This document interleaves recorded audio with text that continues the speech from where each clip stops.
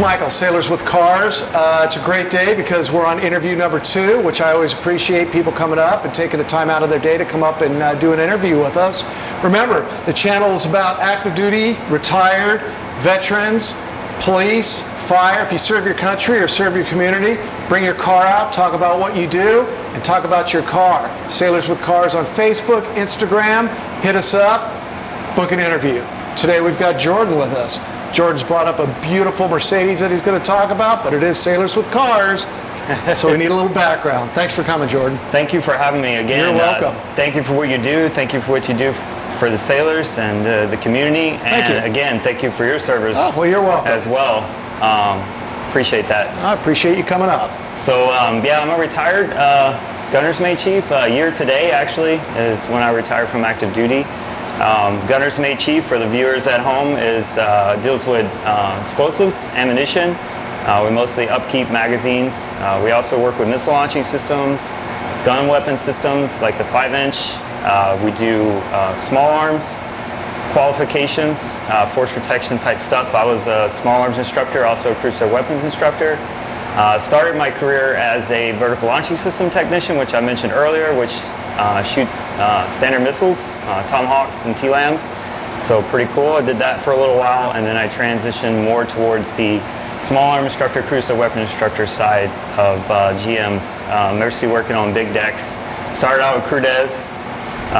USS Late Takeoff was my first ship from 2004. Oh, sure. Yep. We were first responders to September 11th. We actually escorted the carrier into the harbor on September 11th, so that was kind of a pretty nice highlight. I got invited for Fleet Week because of that.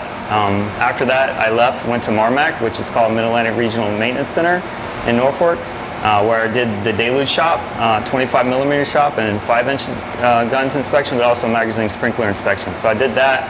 Then I moved on to another Crudez ship, the Flight 2 destroyer, DDG-98, Fort Sherman out of Norfolk as well. There I did a couple of tours. Of course, every ship I did a couple of deployments, but there I did what's called counter-piracy off the Horn of Africa. So that was a nice deployment in 09. That was interesting coming in there after all the stuff that was happening with Captain Phillips and all that stuff. So we kind of went in there, done 10 months there. So that was a brutal deployment, but also very rewarding. More importantly, those 2 ships were built by Ingalls Shipbuilding, just so you know that. Yes, I knew that too. I did. I work with Ingalls Shipyard at Marmac with the deluge valves. Sure. With their planning yard, I'm sure. Yes, absolutely. Very professionals. I like it. And then from there, I went to RTC because I was frustrated. GM1 didn't make chief, so I was like, hey, where can I go to challenge myself a little bit and make chief? No, I went up there as an instructor. A small arms instructor. They have a range up there, the USS Wisconsin, where they teach the recruits in a couple of days. Good duty.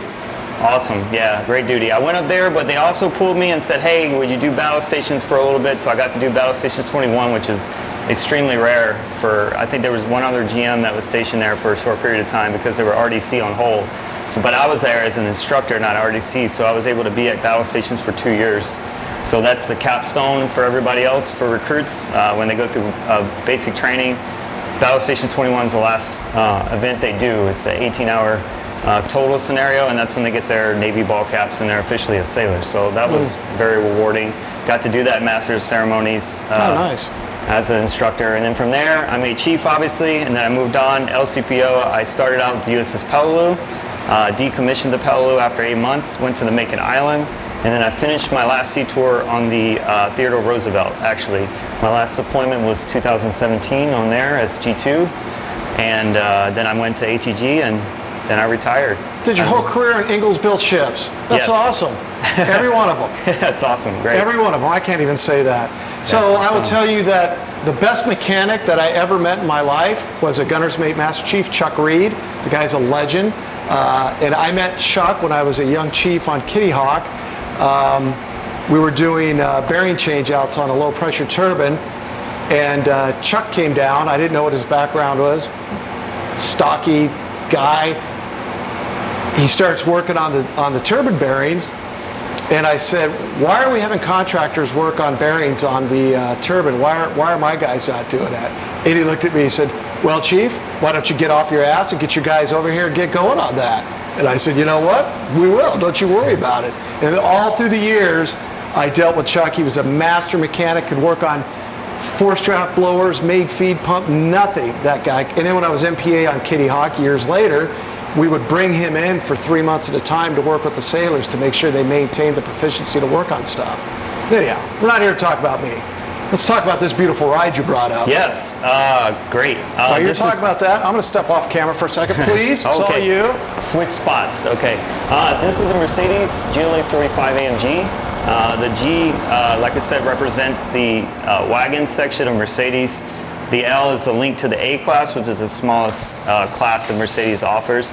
AMG, don't ask me to do the names, but AMG represents two Mercedes engineers who left Mercedes-Benz to do their own racing development because Mercedes wasn't allowing them to play nice when they first started in Mercedes, so they went and did their own.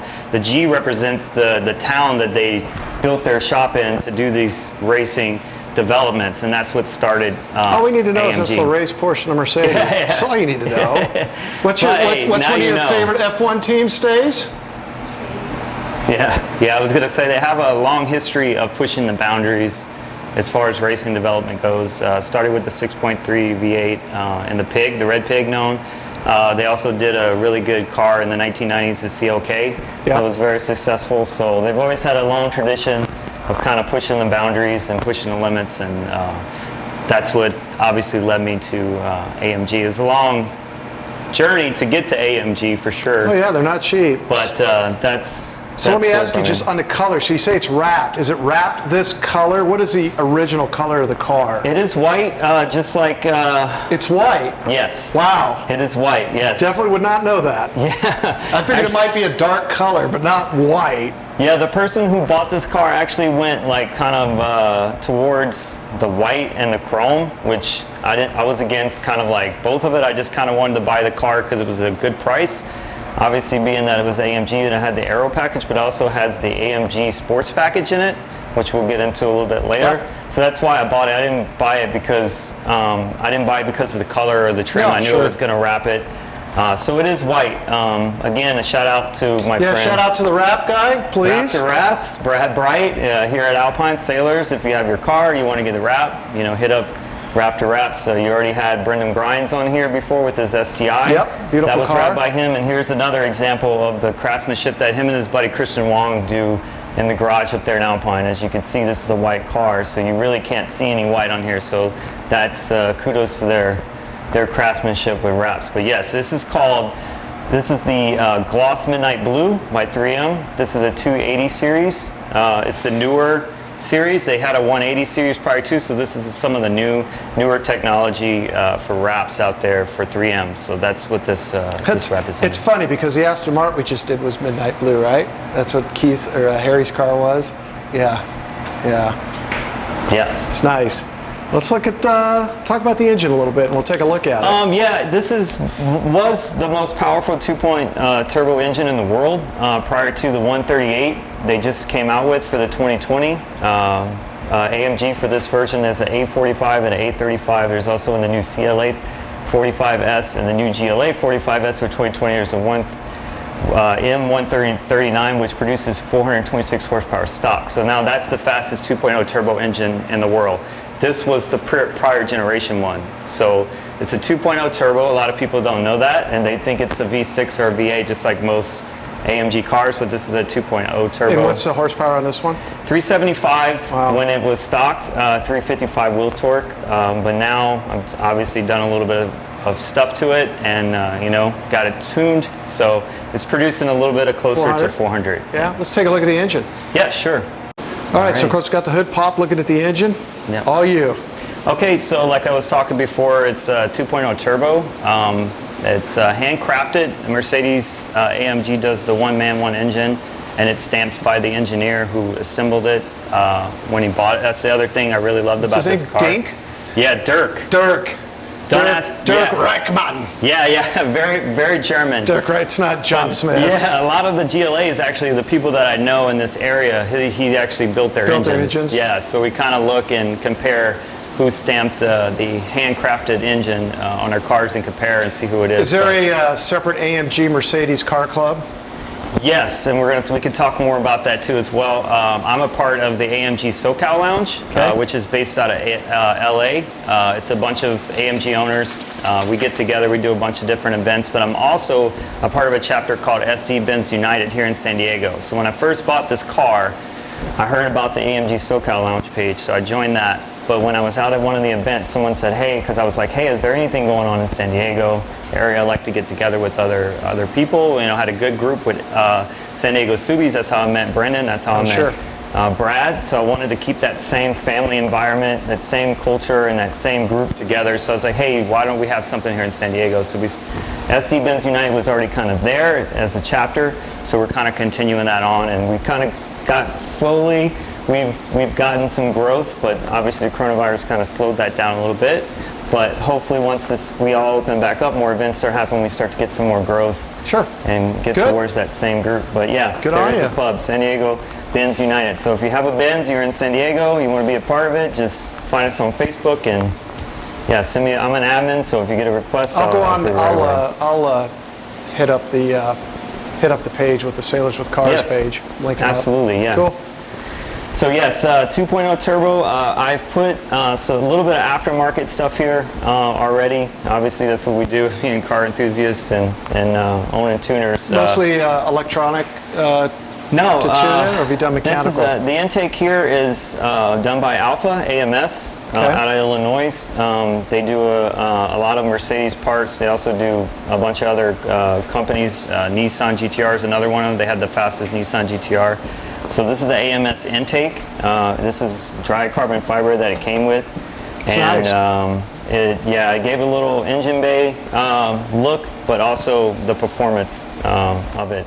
It's increased the amount of air coming in. It used to be stock one on this. It's like 2.5 inches. It moved it up to 3.5 inches. So it puts a whole new. Yeah, nice. Yeah, the air comes in through here. The turbo sits right in the front. There, yeah. I guess with the new engine I was referring to earlier with the 2020s, they actually swapped the engine around. So I know the Mercedes engineers know what they do, but I'm kind of curious of why they swapped it, because I would figure the turbo would be it up front where most of the air is coming in to kind of keep it. So the turbo's in back now? Yeah, it's reversed now with the new engine. It's pretty strange. It sits completely different. But with this engine, they put the turbo obviously right in the front here. And I got rid of the heat shield. It was just metal, and I went with this blanket, turbo blanket from PTP. They make great custom turbo blankets. So it kind of like insulate a little bit, kind of keep some of the heat down in the engine bay that this thing generates, because the turbo generates 26 psi. Trust me, it's still putting off heat. We just ran it down here. Yeah.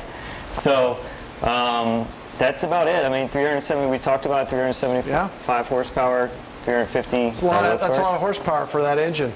Yeah, it pushes a lot. It's definitely not your mom's grocery go-getter. Not a grocery getter. Well, let's take a look at the Aero Package on the back. Sure. Okay, so we're talking about the Aero Package earlier in the video. Like I said, it's an option.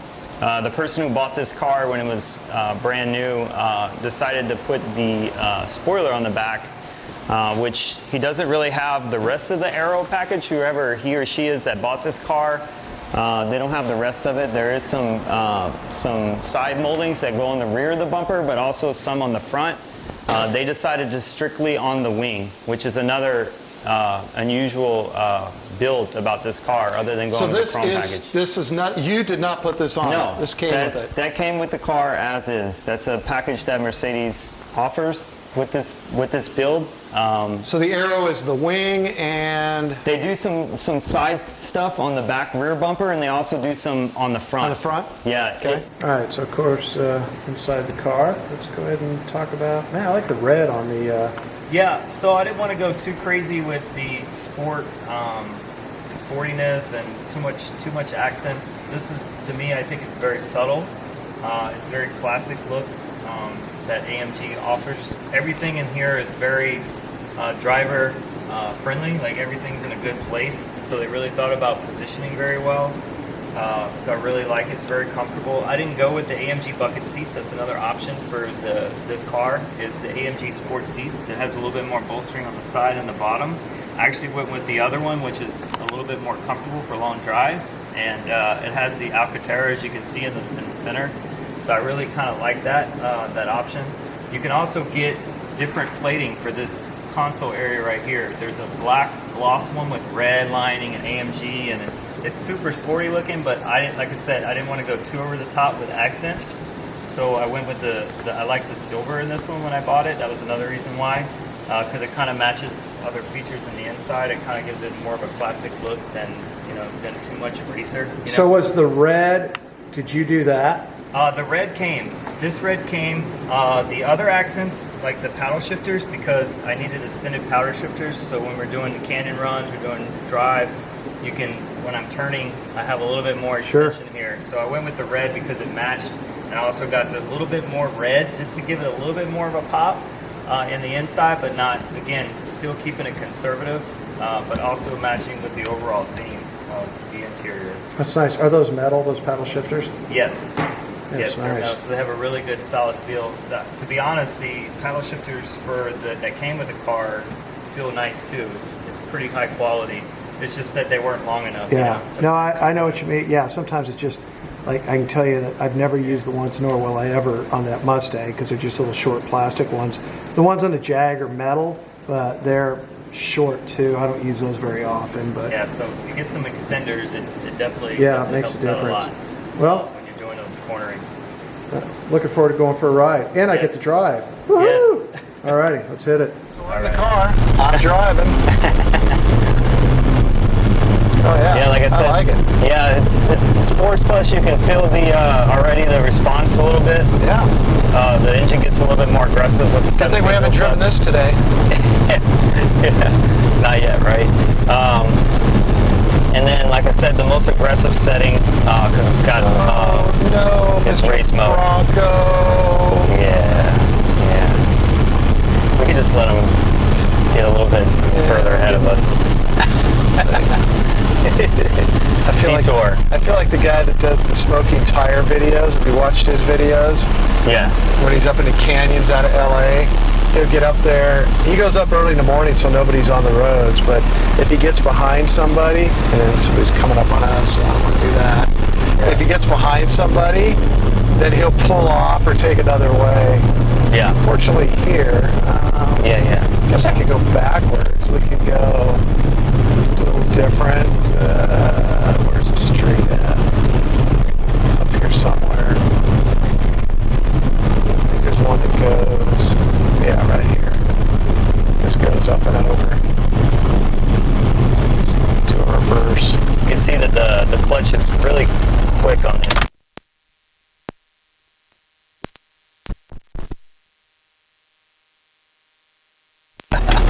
Mind just kind of, if you'll hold that. I thought it would sit up there. Yeah, no worries. I got you. Are we still moving the lines there?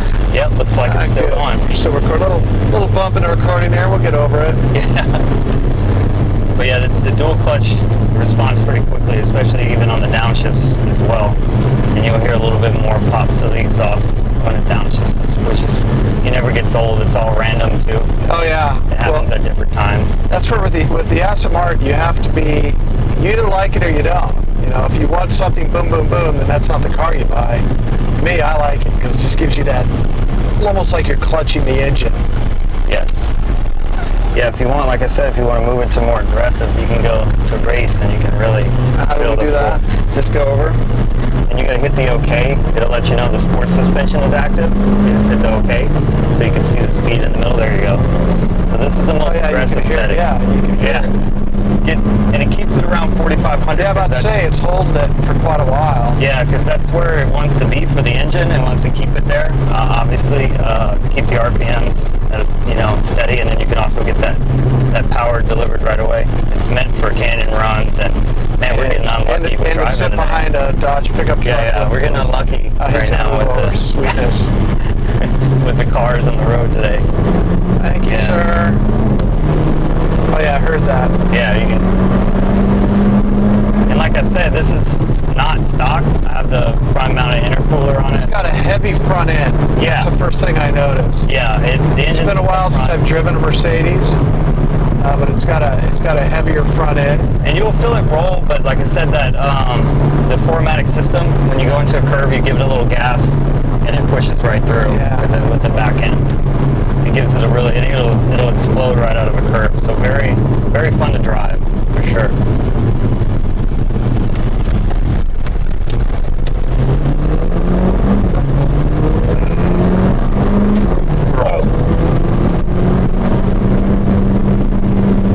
Yeah, I like it that it holds the gear. Yeah, it keeps it. Yep, so you can come up out of it.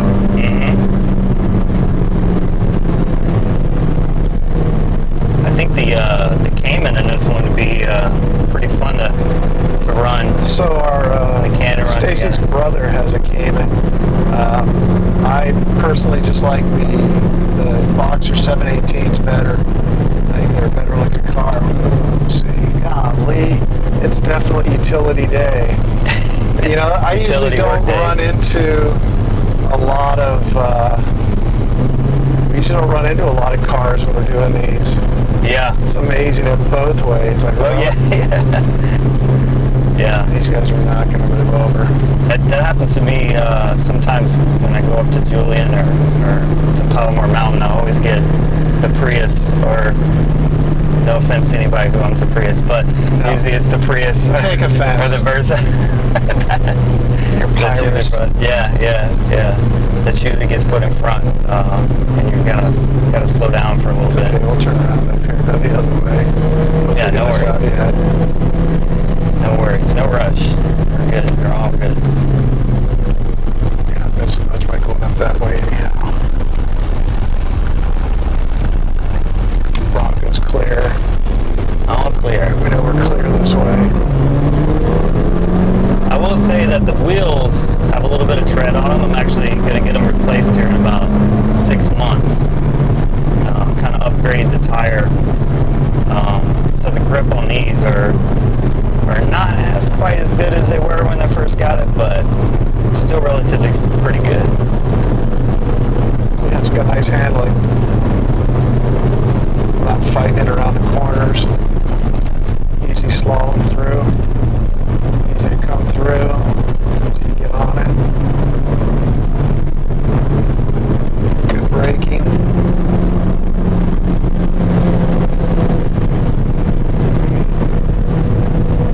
It's got a thick steering wheel. Not really used to that. Yeah. It's more for the comfort side of it. This thing's meant to be drove on the Autobahn in Germany. You know the fastest car in Autobahn, don't you? A white van. It's the old joke. You see a white van come up along, you just get out of the way because they're like doing 300 miles an hour. It's funny as hell. Don't know where they're all going, but yeah. Business to attend. Yeah, all that from a 4-banger. Yeah, it's nice. It's nice until we get behind the Ford or Kia or whatever it is. Turn it, sweetheart. Nice. Yeah. Turn. Bye-bye. Yeah, that was the warning saying that if you keep the speed, you're gonna run into the back of it. Yeah, that's how the Jag is. It's like, yes, mother. Yeah, I heard you. Yeah, so this thing's a lot of fun. Yeah, Sure. it's nice. I like it. Yeah, it's funny that Stacy brought up, because she just does not, as she would tell you, she likes to ride. She can give a shit about driving. And when she was all giddy about this, I was like, wow, really? Wow. 'Cause she does not, you could probably roll a Bugatti in there and she'd be like, whatever. What is this thing? A Boo what? Yeah, I see. That's awesome. Thanks for letting me drive it. Yeah, of course. Yeah, like I said, I wanted to. Don't get to do that much. I enjoy that. Yeah, I was watching most of, like I said, the other videos, and a lot of the time, I see the other person driving. And my first thought was, like I said, I'm a person who likes to be looking straight and paying attention to the road. I'm very bad at having a conversation in the car driving at the same time. I like the tendency to look somebody. And I'm so used to doing it with the camera rolling it. I don't know how much this is going to be on me because I see the camera has moved, but whatever. It might just be all you, which is fine. Yeah. Well, thanks for bringing it up. I appreciate it.